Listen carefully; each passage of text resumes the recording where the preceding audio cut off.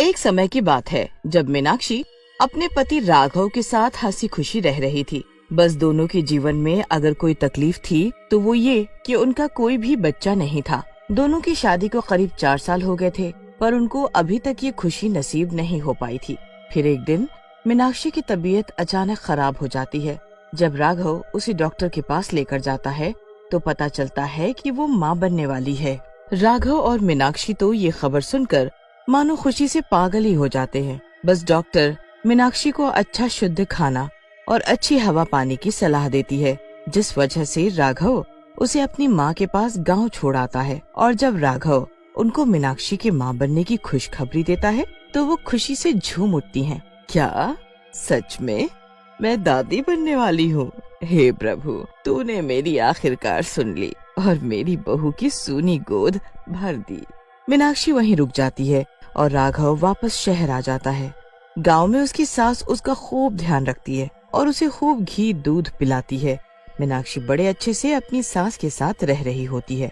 एक दिन जब मीनाक्षी की सास बाजार तक गई होती है तो मीनाक्षी का मन उल्टी जैसा हो रहा होता है। वो सुबह से ही उस दिन उल्टियाँ कर रही होती है। ये क्या हो रहा है? कुछ भी खाओ तो बस उल्टी। कुछ खट्टा सा खाने का मन हो रहा है। अभी जाकर रसोई में कुछ ढूंढती हूँ। मीनाक्षी रसोई में जाती है पर उसे वहाँ कुछ भी नहीं मिलता। तो फिर वो बाहर आंगन में आकर बैठ जाती है। मीनाक्षी खट्टा खाने के लिए पागल सी हो रखी होती है कि इतने में उसे एक आवाज सुनाई देती है। इमली ले लो, इमली, एकदम ताजी खट्टी रसीली इमली। आवाज सुनकर ही मीनाक्षी के मुंह में पानी आ जाता है। वो झट से उठती है और दरवाजे पर जाकर खड़ी हो जाती है। सामने उसे एक औरत सर पर टोकरा लिए आती दिखती है। इमली ले लो, इमली, खट्टी रसीली ताजी इमली। अरे ओ इमली वाली, जरा इधर तो आओ। जी अभी आई। इमली वाली मीनाक्षी के पास आती है। वो जल्दी से इमली वाली से इमली लेती है। मुझे जल्दी से ताजी ताजी और एकदम खट्टी इमली दे दो। मेरा मन इनको देखकर मचल रहा है। जी अभी आपको बढ़िया रसीली इमली देती हूँ। इमली वाली मीनाक्षी को इमली दे देती है और मीनाक्षी उनको जल्दी से अंदर लेकर जाती है। उसके बाद वो एक के बाद एक इमली खाती है, जैसे उसे दुनिया की कोई सबसे स्वादिष्ट चीज मिल गई हो। कितनी स्वादिष्ट है ये इमलियाँ, मजा ही आ गया खाकर। मीनाक्षी पूरा दिन वो इमली खाती है और उसे अब उल्टियाँ आना भी बंद हो जाता है। पर वो जैसे ही इमली खाना बंद कर देती है उसे वापस उल्टी जैसा महसूस होने लगता है। मीनाक्षी एक ही दिन में सारी इमली खा जाती है और अगले दिन फिर उस इमली वाली का इंतजार करती है। फिर जैसे ही अगले दिन वो इमली वाली आती है, मीनाक्षी उससे फिर से ढेर सारी इमली खरीद लेती है। खा लो खा लो, अच्छे से खा लो, ये आपके बच्चे को बड़ी पसंद आएगी। मेरा बच्चा? तुमको कैसे पता कि मैं माँ बनने वाली हूँ? अरे वो बस जैसे ही आप इमली को देखकर एकदम से मचल रही थी ना, मैं तभी समझ गई थी। ओह अच्छा। मीनाक्षी इमली लेकर अंदर चली जाती है और उसके जाते ही इमली वाली अजीब तरह से मुस्कुराती है। वो अपना इमली का टोकरा उठाती है और अपने सर पर जैसे ही रखती है वो वहाँ से गायब हो जाती है। उसके बाद वो एक पल में ही एक इमली के बगीचे में पहुँच जाती है। वहाँ आकर वो इमली वाली एक चुड़ैल में बदल जाती है। अब उसको मेरे जादुई बगीचे की जादुई इमलियों की आदत लग चुकी है। अब उसके बच्चे को मुझसे कोई नहीं बचा सकता। खा खा खा, जितनी इमली खानी है तू उतनी खा, क्योंकि तू जितनी इमली खाएगी मेरे लिए उतना ही अच्छा है। उस बगीचे में ढेरों इमलियां लगी होती हैं। वो बगीचा उस चुड़ैल का होता है जिसमें उसने अपने जादू से उन इमलियों को उगाया होता है। वो चुड़ैल अपने बगीचे में पानी नहीं बल्कि जानवरों का खून डालती है, जिससे वो जादुई इमलियों को उगा सके। उसके बाद वो उन इमलियों को गर्भवती औरतों को खिलाती है। पर वो चुड़ैल ऐसा क्यों करती है? उसे ये सब करके आखिर क्या फायदा हो रहा होता है? जिस हिसाब से वो चुड़ैल खुश होती है उस हिसाब से तो ऐसा लग रहा होता है कि जरूर चुड़ैल ये अपने किसी मकसद के लिए कर रही है। पर वो क्या था, बस वही चुड़ैल ये जानती है। वो तो बस सुबह सुबह रोज अपने बगीचे से ढेर सारी ताजी जादुई इमलियां तोड़ती है और अपने टोकरे में भरकर गांव की सारी गर्भवती औरतों को ले जाकर खिलाती है। सब गर्भवती औरतों को उन इमलियों की इतनी गंदी आदत पड़ जाती है कि वो उसके बिना रह ही नहीं पाती। मीनाक्षी भी उनमें से एक थी जो ऐसा ही करती थी। मीनाक्षी की सास तो मीनाक्षी के इमली खाने से बहुत ही दुखी हो चुकी थी और वो एक दिन इस बात के लिए उसे खूब डांटने लगी थी। हद हो गई बहू, पूरा दिन तो बस यही इमलियां चूसती रहती है। अरे कुछ दूध दही मक्खन खा, कोई फल फ्रूट खा। पूरा दिन बस ये इमली खाएगी तो कैसे बच्चा तंदुरुस्त होगा? मेरा कुछ और खाने का मन ही नहीं करता माँ जी। मुझे खुद समझ में नहीं आ रहा कि आखिर मुझे भूख क्यों नहीं लगती। बस ऐसा लगता है पूरे टाइम ये इमली ही खाती रहूं। अगर मैं कुछ और खाने की कोशिश करती हूँ तो मुझे उल्टियाँ होने लगती हैं। बताओ ना सासू माँ, इसमें मेरी क्या गलती है? हाँ, तेरी कोई गलती नहीं है, मेरी गलती है। अब कल राघव आएगा तो वही देखेगा क्या करना है। अगले दिन राघव आ जाता है और मीनाक्षी से पूछता है, कैसी हो मीनाक्षी? इससे क्या पूछ रहा है, मुझसे पूछ। क्या हुआ माँ, आप गुस्से में लग रही हो? अरे तो क्या करूं, इसे तू यहाँ छोड़कर गया था ताकि यहाँ से अच्छा खाएगी और अच्छी हवा में रहेगी, पर ये तो पूरा दिन बस इमली खाती रहती है। अरे मैं तो दुखी हो गई हूँ। अच्छा तो ये बात है, कोई नहीं, मैं बात करूंगा मीनाक्षी से, पर फिलहाल मुझे इसे अभी शहर लेकर जाना है। मीनाक्षी का एक अल्ट्रासाउंड होना जरूरी है, तो मीनाक्षी तुम जल्दी तैयार हो जाओ। मीनाक्षी और राघव शहर में डॉक्टर के पास जाते हैं। वहाँ डॉक्टर जब मीनाक्षी का अल्ट्रासाउंड करती है तो उसके होश उड़ जाते हैं। बच्चा बिल्कुल इमली के आकार का होता है। डॉक्टर परेशान हो जाती है। राघव और मीनाक्षी दोनों गांव वापस आ जाते हैं। उनके चेहरे बड़े ही उदास होते हैं। राघव अपनी माँ को बताता है कि बच्चे का आकार इमली जैसा है, तो वो बड़ी हैरान हो जाती हैं। नहीं नहीं, ऐसा थोड़ी होता है, पर ये काफी अजीब बात है। पता है, आज बिमला की बहू भी शहर गई थी चेकअप करवाने में। मैं जरा उससे अभी बात करके आती हूँ। राघव की माँ बिमला के घर जाती है और उसको अपनी बहू के बारे में बताती है, तो बिमला हैरान होकर बोलती है, क्या बात कर रही हो तुम? मेरी बहू भी पूरा दिन वो उस इमली वाली की इमली खाती रहती है और डॉक्टर ने उसको भी बिल्कुल यही दिक्कत बताई है कि बच्चा इमली के आकार का है। पर ऐसे तो नहीं होता, मैं भी अपने बेटे के टाइम पर खूब इमली खाया करती थी। ये तो कुछ बात है बिमला, कल उस इमली वाली को तो जरा आने दे। उसकी इमलियां खाकर ये क्या हो गया, उसे तो मैं नहीं छोड़ूंगी। मैं भी। बस फिर अगले दिन दोनों मिलकर अपनी बहुओं को बाजार काम से भेज देती हैं और उस इमली वाली का इंतजार करने लगती हैं। जैसे ही वो इमली वाली आती है, वो मीनाक्षी को आवाज देने लगते हैं। मीनाक्षी की सास और विमला की सास खूब खूब सुनाने लगती हैं, तूने ये कैसी इमली दी हमारी बहुओं को, जो उनका बच्चा ऐसा ही हो गया है। सच बता, कैसी इमली खिलाई तूने उन्हें, वरना मैं तुझे पुलिस के हवाले कर दूंगी। इमली वाली जोर जोर से हंसने लगती है। उसे हंसते देख दोनों औरतों को बहुत गुस्सा आता है। वो गुस्से में आकर उस इमली वाली को पकड़ लेती हैं। इमली वाली को इतना गुस्सा आता है कि वो उसी वक्त अपने चुड़ैल के रूप में आ जाती है। चुड़ैल को देखकर दोनों औरतें एकदम से पीछे हट जाती हैं। चुड़ैल, ये तो चुड़ैल है। हाँ! मैं एक चुड़ैल हूँ और तुम्हारी बहुओं को जो बच्चा होगा वो उनका नहीं मेरा होगा, समझी? वो खुद ब खुद मेरे पास आ जाएगा और मेरे साथ ही रहेगा।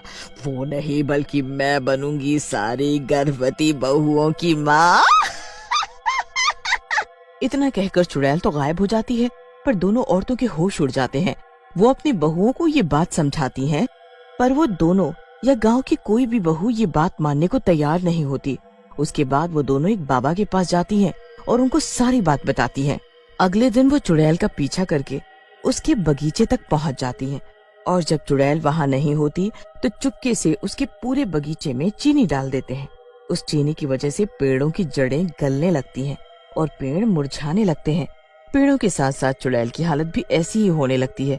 उसकी शक्तियाँ खत्म होने लगती हैं और वो एक ही जगह पड़ी रहती है। अरे ये क्या हो गया मेरे बगीचों को, ऐसे तो मेरा क्या होगा, अब मैं क्या करूं?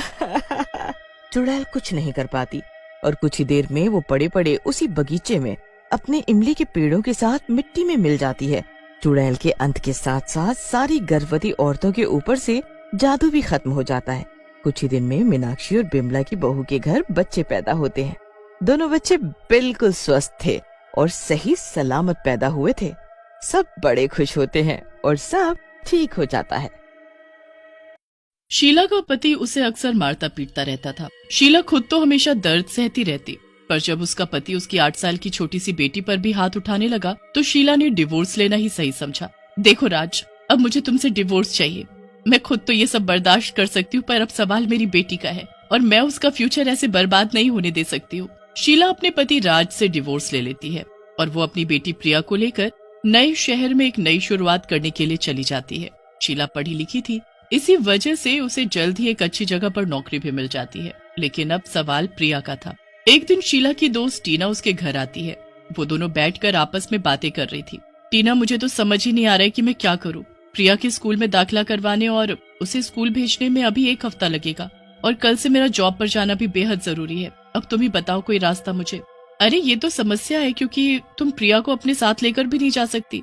वही न टीना, बताओ मुझे कि मैं अब क्या करूं। मैं उसे अकेले भी नहीं छोड़ सकती और साथ तो बिल्कुल ही नहीं ले जा सकती। ऐसे हालातों में मेरा जॉब करना भी बेहद जरूरी है। अच्छा, क्या तुमने second parent baby sitter app का नाम सुना है शीला? देखो, आज के जमाने में हमारा फोन हमारी हर हेल्प कर सकता है। ये जो ऐप है ना शीला, इस ऐप की मदद से तुम एक जिम्मेदार और भरोसेमंद बेबी सिटर को यहीं घर पर बुला सकती हो। वो प्रिया का ध्यान रख लेगा और फिर सिर्फ 1 ही हफ्ते की तो बात है। ओह, ये तो सुनने में बहुत अच्छा लग रहा है, पर क्या सच में इस ऐप पर भरोसा कर सकती हो टीना? ये सेफ तो है ना? हाँ शीला, बिल्कुल। अब मैं चलती हूँ, तुम इसी ऐप की मदद लेना। टीना प्रिया को बाय करती है और शीला के घर से चली जाती है। उसी दिन शाम को शीला उस ऐप को डाउनलोड कर लेती है और उसकी मदद से चमेली नाम की एक बेबी सिटर को अगले 1 हफ्ते तक के लिए अपॉइंट कर लेती है। अगले दिन सुबह जैसे शीला ऑफिस के लिए रेडी होती है, उसके दरवाजे पर दस्तक होती है।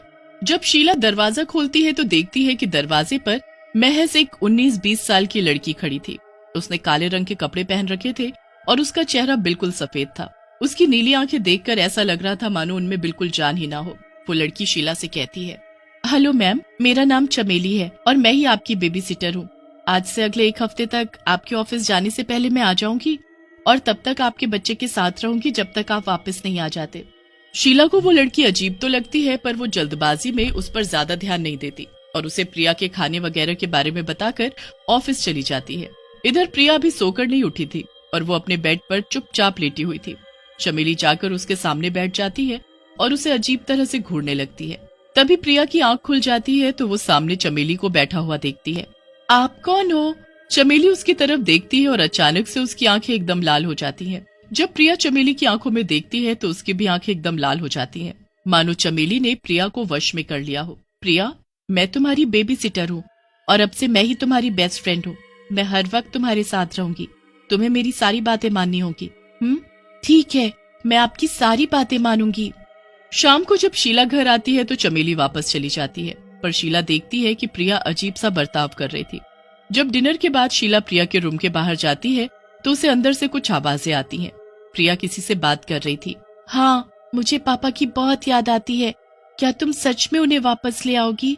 पर मम्मी पापा को पसंद नहीं करती और पापा भी। नहीं, मम्मी बुरी नहीं है। शीला ये सब सुनकर दंग रह जाती है और वो कमरे के अंदर आ जाती है। शीला के अंदर आते ही प्रिया सहम जाती है। अरे मम्मी, आप यहाँ? वो मैं खेल रही थी अपने टॉय से। पर प्रिया, तुम किसी से बात कर रही थी ना? कौन था यहाँ? प्रिया अपने कमरे की खिड़की की तरफ देखती है। अंधेरे की वजह से खिड़की के बाहर कुछ नहीं दिख रहा था। मम्मी, वो वहाँ पर मेरी फ्रेंड आई थी, वही फ्रेंड जो दिन में आई थी, मैं उसी से बात कर रही थी। शीला खिड़की की तरफ देखती है। बेटा, पर हमारा तुम्हारा रूम 2nd फ्लोर पर है, भला कोई उस खिड़की से कैसे आ सकता है? जरूर तुम्हें वहम हुआ होगा, चलो अब सो जाओ। शीला खिड़की बंद कर देती है और प्रिया को सुला देती है। शीला खुद भी प्रिया के बगल में सो जाती है। इसी तरह 5 दिन बीत जाते हैं। चमेली के जाने के बाद प्रिया अजीब हरकतें करने लगती थी। वो शीला से बात नहीं करती थी और अक्सर वो अपने ही कमरे में बंद रहती थी। शीला अक्सर उसे खुद से बात करते हुए और हंसते हुए भी सुनती थी। एक दिन आधी रात में शीला को एक तेज आवाज सुनाई देती है। वो दौड़कर अपने किचन में जाती है तो देखती है कि प्रिया हवा में उड़ रही थी। उसकी आंखें एकदम लाल थी। प्रिया किचन के एक कोने में देख रही थी। शीला जब उस तरफ देखती है तो दंग रह जाती है, क्योंकि किचन के कोने में चमेली खड़ी थी। चमेली, इतनी रात गए तू यहाँ क्या कर रही है? और तू अंदर कैसे आई? क्या किया तूने मेरी बेटी के साथ? अब वो तेरी बेटी नहीं, मेरी बेटी है। चमेली प्रिया की तरफ इशारा करती है और अपनी उंगलियां घुमाती है, जिससे प्रिया का सर उल्टा घूम जाता है और फिर अचानक से वो नीचे जमीन पर गिर जाती है। अरे मेरी बेटी! प्रिया उठ जाओ बेटा, देखो तुम्हारी मम्मी यहाँ है। प्रिया आंखें खोलती है और शीला को जोर से धक्का दे देती है, जिससे शीला दूर जाकर गिरती है। प्रिया अपने हाथ में चाकू ले लेती है और चमेली के पास जाकर खड़ी हो जाती है। देख ले शीला, अब ये सिर्फ मेरी बात सुनेगी, क्योंकि अब ये मेरी बेटी है। तुझे इसकी परवाह कभी थी ही नहीं, क्योंकि तूने इसे किसी और के पास छोड़ दिया। पर अब प्रिया अपनी असली माँ के पास आ गई है और मेरे एक इशारे पर ये तुझे भी खत्म कर देगी। तुम ये सब क्यों कर रही हो? कौन हो तुम और मुझसे क्या चाहती हो? मैं कोई इंसान नहीं बल्कि एक चुड़ैल हूँ। मेरी माँ भी मुझे इसी तरह से घर पर अकेला छोड़कर चली जाती थी और एक दिन उनकी लापरवाही से मेरी मौत हो गई। तब से मैं बेबी सिटर चुड़ैल बनकर घूम रही हूँ। जो भी माँ अपने बच्चे को अकेला छोड़ती है, मैं उसके बच्चे को अपने वश में कर लेती हूँ और उसकी माँ को अच्छा सबक सिखाती हूँ। और अब तू भी मरेगी। प्लीज मुझे छोड़ दो। चमेली प्रिया को इशारा करती है और प्रिया चाकू लेकर शीला की तरफ भागने लगती है। प्रिया बेटा, मैं तुम्हारी माँ हूँ, होश में आओ। सिर्फ मेरा प्यार ही तुम्हें वापस पहले जैसा कर सकता है। अगर मेरा प्यार सच्चा होगा तो तुम जरूर होश में आओगी। प्रिया आंखें खोलो, फिर सब अच्छा हो जाएगा। प्रिया रुक जाती है, पर चमेली उसे कहती है, प्रिया इसकी बात मत सुन। अगर तू इसे मार देगी तभी तो मैं तुझे तेरे पापा से मिलवा पाऊंगी। भूल गई कि इस औरत ने तुझे तेरे पापा से दूर किया था। नहीं प्रिया, ये सब सच नहीं। मैं तुमसे बहुत प्यार करती हूँ। होश में आओ बेटा। प्रिया होश में आ जाती है और उसकी आंखें वापस नॉर्मल हो जाती हैं। वो दौड़ के जाकर अपनी माँ को गले लगा लेती है। मम्मी मुझे माफ कर दो मम्मी, मैंने आपको चोट पहुंचाई। जैसे ही प्रिया पर से चमेली का जादू टूटता है, चमेली भी कमजोर हो जाती है। शीला प्रिया को गले लगा लेती है और फिर चमेली के कमजोर होने का फायदा उठाकर अपने मंदिर में रखा त्रिशूल उठाकर उसके सीने में घोंप देती है। ये ले डायन, मर। तुझे तो नरक में भी जगह नहीं मिलेगी। जा, चली जा हमारी जिंदगी से दूर, बहुत दूर। बचाओ, मैं तुम्हें छोड़ूंगी नहीं।